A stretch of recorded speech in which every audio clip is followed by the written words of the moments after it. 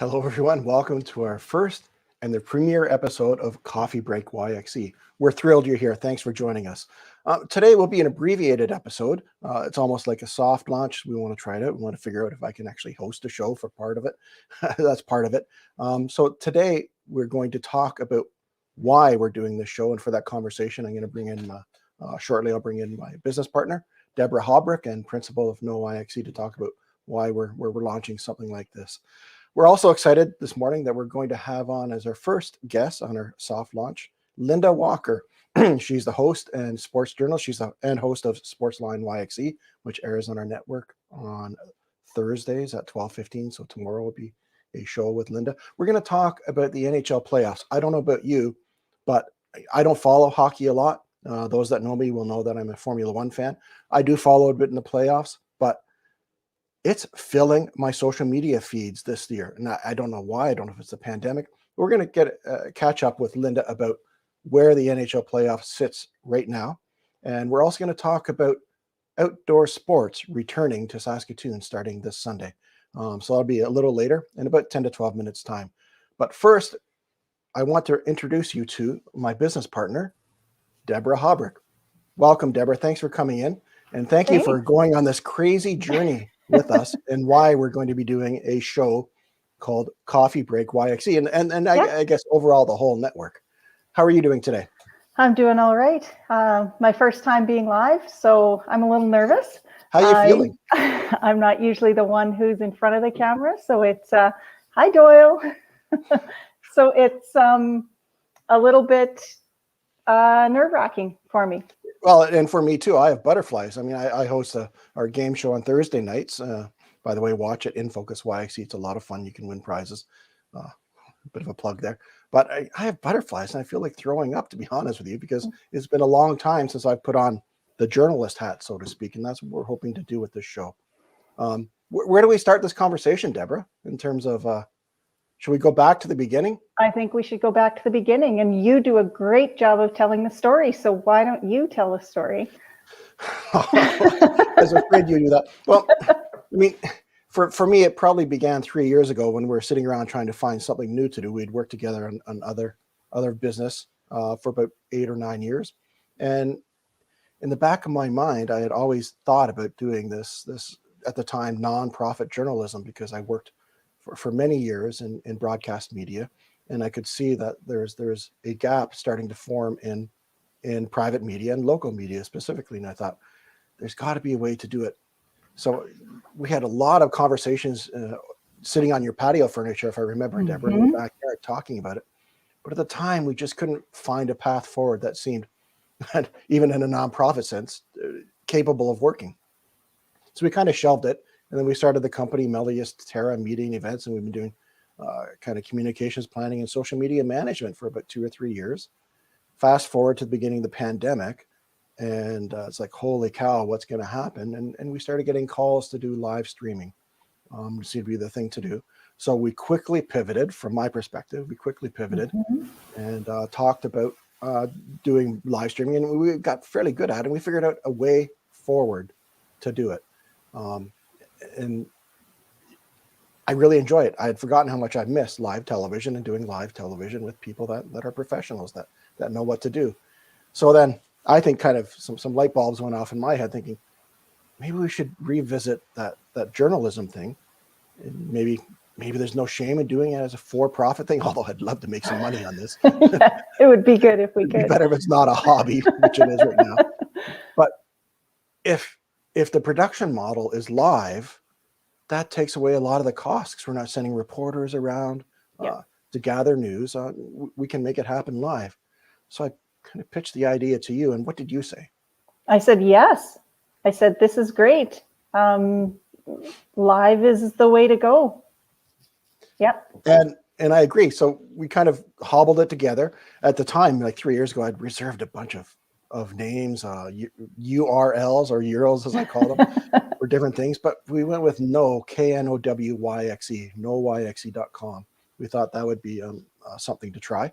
And in essence, we launched this network, online network, and we begged and cajoled our friends to participate. And so far we have, what is it, 6 shows now, Deborah? Or is it Six. This will be number 7. This is the number 7 show.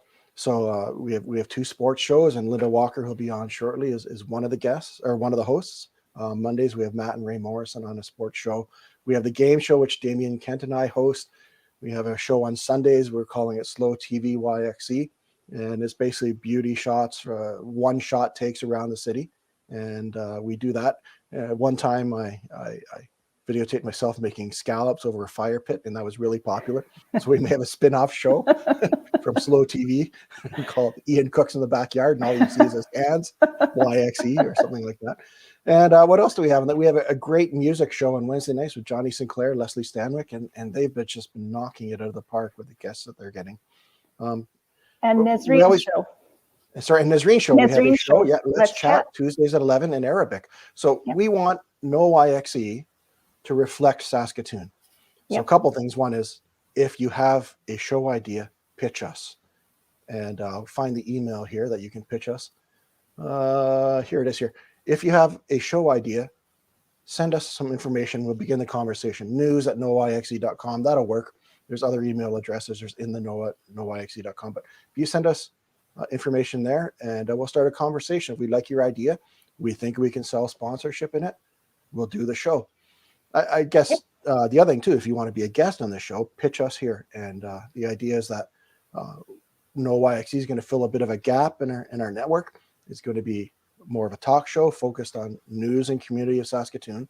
And we're going to try and do it for June. We'll try Monday to Thursday at 10 a.m. every morning, hence the coffee break. So we're hoping that people will tune in. It'll be a time that you can come in, grab a cup of coffee if you're at work, watch a bit with headphones, don't get caught, and comment. And that's the other thing I think, Deborah, for us that's important is that we want it to be interactive. And part of what's driving this is the technology. This back end we're using is called StreamYard, and it enables us to have a conversation with our viewers. So we're really hoping that Coffee Talk, and all our shows for that matter, or Coffee Break, the name of the show, right, is interactive. So our software, if you can comment in the comments whether you're watching on Facebook or YouTube, we can bring those comments up, and hopefully questions for our guests, accolades. If you have something negative to say, you can email that to it's a joke, somebody else. We'd love to hear that too. And here's an example. When we started the show, Doyle, Formula One? He was making fun of my love for Formula One. Doyle, see the picture? Take a close look at the picture, Doyle. That's an awesome photo.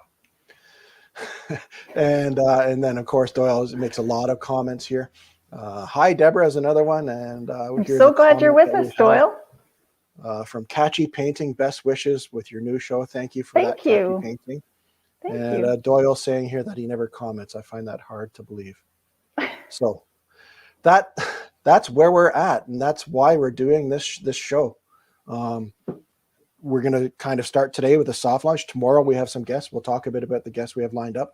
We're going to do 2 or 3 guests a day, and instead of being like traditional radio or traditional TV, we're going to give about 15 to 20 minutes for each interview and talk to different people. So a bit more time to get a bit more in depth. I guess the other thing I should notice is that, I guess the other thing I should note is that all our shows, when we bring on shows that we call in-house, like In Focus YXE that I'm hosting, or Slow TV, or shows that we're partnering with people like Leslie and Johnny or Nazreen, they kind of choose whether they're going to be one of 2 categories, and that is news or entertainment. And so far, all our shows are entertainment, with the exception of this. This will be our first show we are categorizing as news. And what does that mean? That means that this show will be governed by our editorial policy. It's not entertainment. We have to tell the truth. We will not have opinion on this show from our hosts. I have lots of opinions on the game show, especially around bacon and other things. So feel free to watch Thursday nights if you want to hear my opinions on bacon and Formula One. But this show, if you're interested, you can take a look at editorial policy, and that will govern our hosts here. And we're really excited. We'll probably announce in the next couple days that it's not just going to be me, but there are some people that are stepping up, or at least one person we know. And as soon as we ask her to make sure it's okay, we'll mention that we'll have another host that'll be coming on time to time to help out with this. Yep.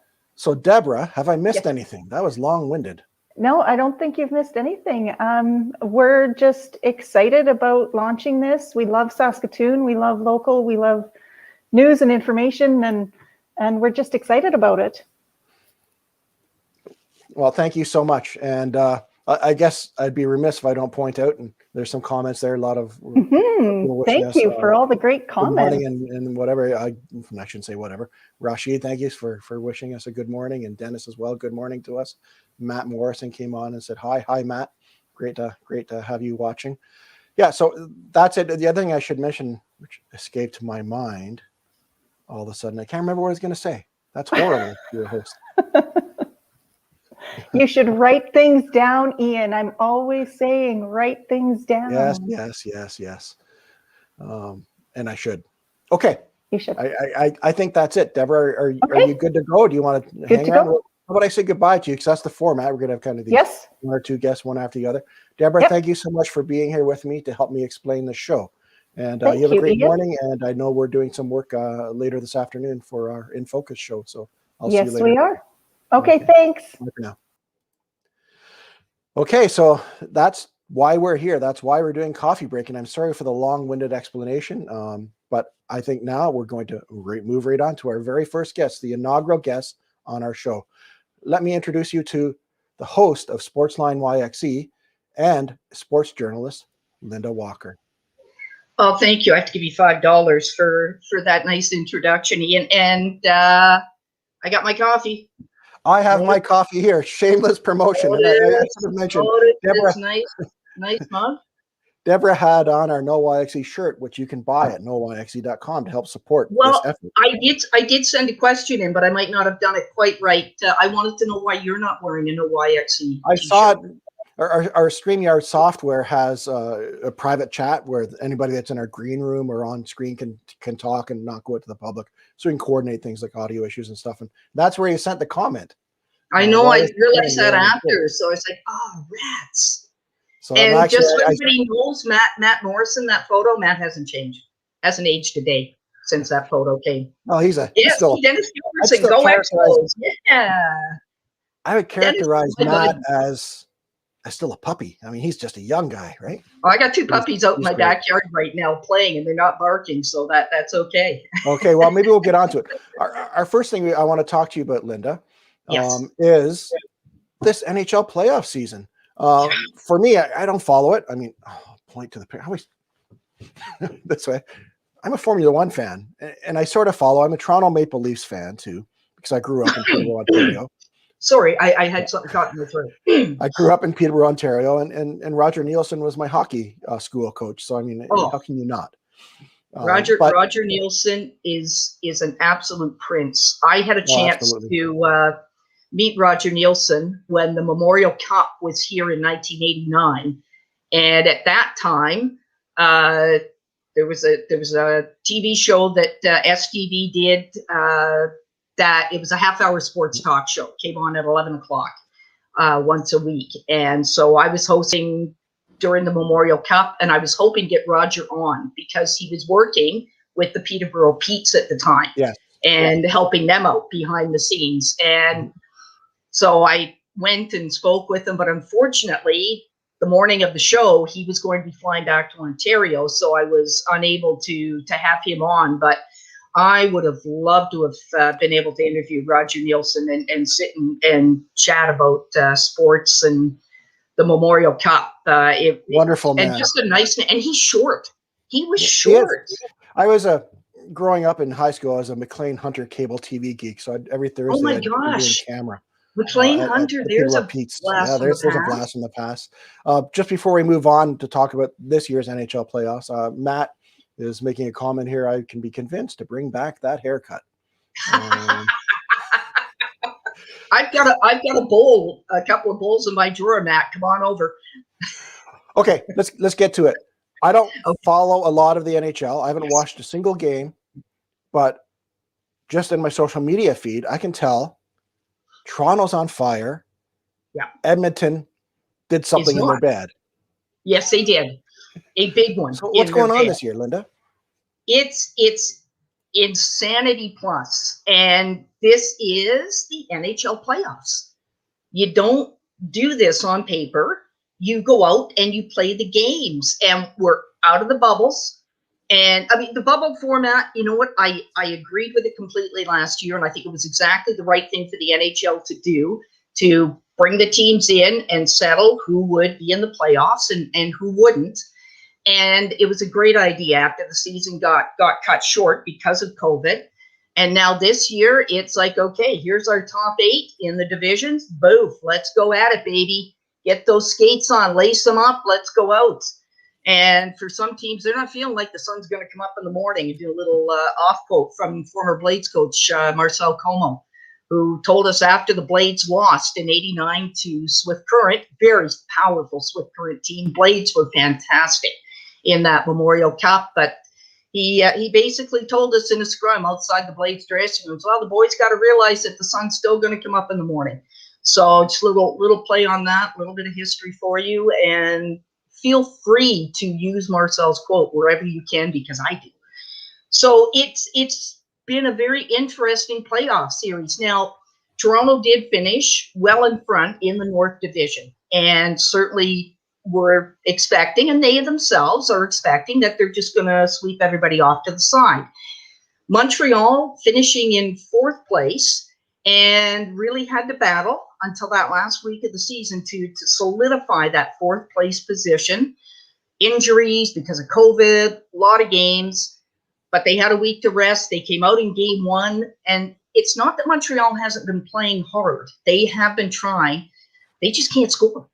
I have a friend in Montreal, Katie, who tells me that she thinks the boys have the yips around the net. And basically it's another way of saying, you know, hold on to that stick too tight, and you're just too anxious and just not playing. It's in your head. I got to score. Now I can't score. Right. So some of that. Jack Campbell has played well in net, no question. Carey Price at the other end has been Carey Price, but he needs some goal support. You can't shut a team out every single game and win by 1 goal. That's just not realistic in the NHL. So that's what's happening there.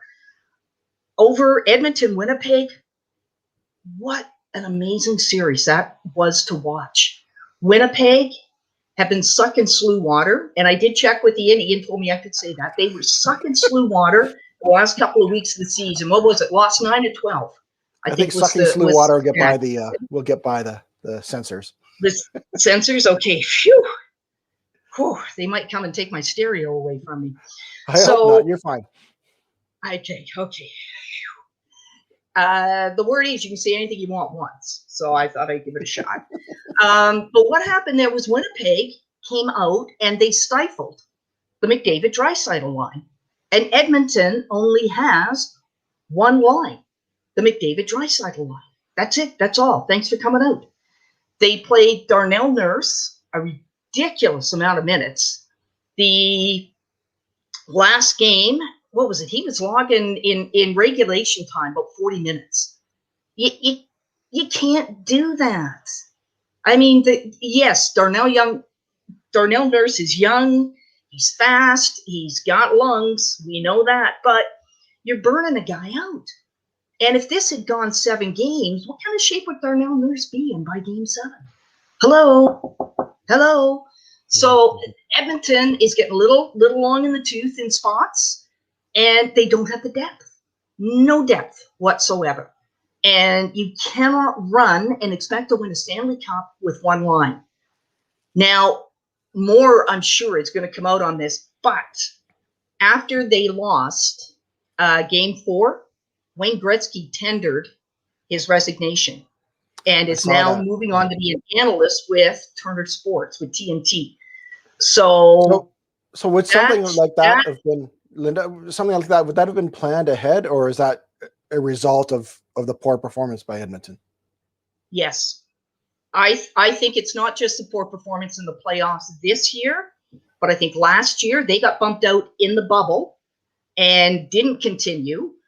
I don't think they're listening to Wayne in the front office. I think they want Wayne to be there as a figurehead, and that's what I'm thinking. I was going to say it's disrespectful, and it is disrespectful because this guy is smart. He knows hockey. He knows players. So I have a feeling he's been letting them know we got to have 2-3 lines that can produce, and they're obviously not paying any attention to him. So I think he's just decided, I want to go have fun. I'm going to go be a color commentator, and I'm going to try and knock my coffee over here, but fortunately nothing spilled. And I think that's what Wayne decided. So I think the talks have been in the works between Wayne and TNT for a little while now.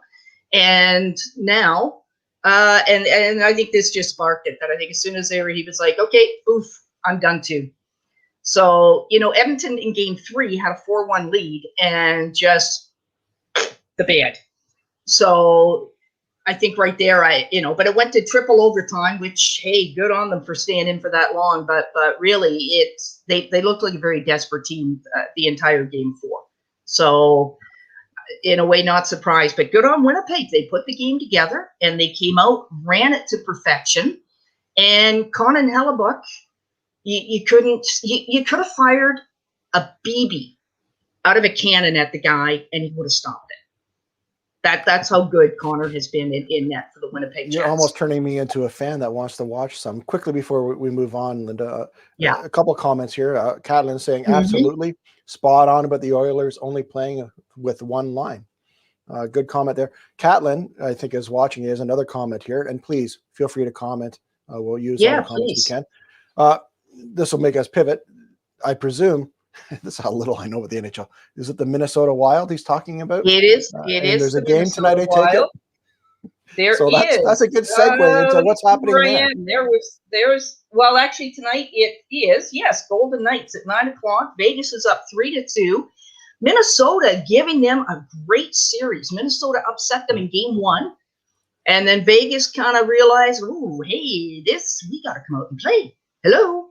What were we doing in game 1? And so they've been up, but Minnesota coming back, and that one is turning into a much better series than to be honest, I wasn't sure what that one was going to be like. I think Minnesota's got a good team, but Vegas and Colorado had been duking it out for the President's Trophy, which is usually a jinx for a team in the playoffs. And Colorado wound up winning the President's Trophy. So, but the Wild have played extremely well. They've been getting great goaltending. They've been doing a nice job trying to shut Vegas down. And tonight, this is the do or die for the Minnesota Wild. So and it would not surprise me to see them do it. It really wouldn't. I mean, like I say, playoffs, teams show up, you get a hot goaltender, you get a guy hot, shooting the puck at the net and getting goals. Anything can happen. And that's why, as I said earlier, Ian, we go on the ice to settle this. We don't do it on paper. Paper isn't worth the trees that got felled to make it. Mm-hmm. So there you go. A few more little crazy, cheesy cliches there for you. Okay. So yeah, they are playing tonight. We also have tonight. I have my Chromebook going here because I was busy playing with puppies and didn't have a chance to print stuff off. So yes, I am playing with my Chromebook. Take me to my final question. I think. Who else is playing tonight? Also playing tonight. Now, here's another series that has turned into be a blockbuster, and that is the Pittsburgh Penguins and New York Islanders. Now, when the playoffs were first starting, I did say Pittsburgh was playing really well going into the playoffs, and I like the way they look. And I do like the way they look. But I also added the caveat of never, ever count out a Barry Trotz coached team. Barry Trotz, when he was for some stupid reason not re-signed by the Washington Capitals after they won the Stanley Cup, moved on to the New York Islanders, and he has really done a tremendous job of building this team and that little bit of rebuilding that needed to be done when John Tavares decided he wanted to go play for the Toronto Maple Leafs. And by the way, I want to send out a get well soon to John Tavares. That accidental clip to the head he took from Corey Perry's knee, and he is out with a concussion and suffered a couple other injuries. But Tavares is an excellent player, classy guy. He's got a family, a very young family, so really, really hoping that he is going to recover. He is at home, was let out after just one night in the hospital. That's a good sign. So really hoping the best for John and that he is going to be okay here. But the Islanders beat Pittsburgh in in Game 5 in overtime, and so they lead the series 3-2. So this is do or die for the Penguins and Sidney Crosby tonight. Two do or die games tonight. Do or die, or I suppose the better way would be do or go play golf. Okay, fair enough. So, Linda, we got to move on because we want to talk about the reopening plan. But two things. But before I have my last two questions. Panthers, Lightning, and Lightning are only down 3-2 in that series, and that is a surprise to me. So yes. So how many teams are there now? And going into round 2, how many teams are left? Well, we haven't finished round 1. We still have the Montreal Toronto series to finish up, and then these 3 games that I referred to that are being played tonight. We have to finish up. 8 teams left for round 2? Yes. Okay. So then we have Boston. Boston has advanced, and Winnipeg have advanced to the second round. Okay, those are done. Okay. And this sounds like there's a lot of do or die games tonight, and then probably some more games do or book your golf time. Do or go to Game 7. That too. Yeah. Okay. So before, I don't know if people at home can hear or feel that there's some major construction. They're redoing the sewer lines in front of my home, and it sounds like they're compacting earth, and my whole house is shaking. So if that's translating either through the audio or through shaky video, we're not having an earthquake in Caswell Hill. That's just a lot of construction work happening here today. My last question on this NHL thing. A bit of analysis, and then we're going to talk about outdoor sports returning. Are you finding that there's a lot more interest in the playoffs this year, or is it just something I'm seeing on my feed? No, I think there is a lot more interest. And, people have been missing the opportunity to watch professional sports, amateur sports, any kind of sports. I think if you had a tiddlywink contest, Ian, in the middle of COVID here, you'd pack the stands. Anything to be watching rather than watching bad reruns of Friends on somewhere. I get so it. People are looking for things to do. They love the NHL. NBA also is in its playoffs, and they have been letting fans back in the stands. Down in the States, there's fans in the stands, not full, but a certain percentage they're allowing back in. And so it's folks are revved and pumped up. It's a chance for some normalcy. And you know what? I can kind of get that. I think you're onto something there. That's a good segue into our next subject. If we're going to leave the NHL, let's talk about an announcement yesterday. Outdoor sports is returning to Saskatchewan, starting, I believe, this Sunday, May 30th. Is when it's returning. It was supposed to be in, I think, phase 2 of our plan, but they've moved it up. And there's a variety of reasons. We're not going to get into them here today, why they feel comfortable that they can do. The government and the people are responsible for making these decisions, but they think it's possible. So, I mean, that's the other thing that filled my Twitter feed and my Facebook feed, is that we're returning to, buys into that sense that people are looking for something to watch, some sort of sense of normalcy. Now, I guess before we talk about your thoughts, it's sort of normal, but there's still going to be some caveats, some restrictions to these. I read the media release from the province this morning. There are some. We can just shuttle through these quickly, Linda. Participants may not compete if not feeling well. So I pulled 8 or 9 out of it's a long list of various things. Some that's common sense, like no handshaking. That's not going to be allowed, obviously. Protective equipment, when possible, should not be shared. That makes a lot of sense. I guess they mentioned specifically in the media release about baseball. I guess in baseball they wear a helmet to protect themselves. That if there's equipment like that, it has to be disinfected between uses. So that kind of makes sense. Spectators are going to be allowed based on whatever restrictions that the facility has, but social distancing and bubbling is still going to be required. Another one, for example, and maybe after this one, I'll ask your opinion, what you think of this. No sharing of water bottles. So common sense stuff. Outdoors, I think the stuff I'm reading from various sources is saying the risk of contracting COVID outdoors is less and less, we think. What are your thoughts about this return, stepping it up to phase 1, Linda?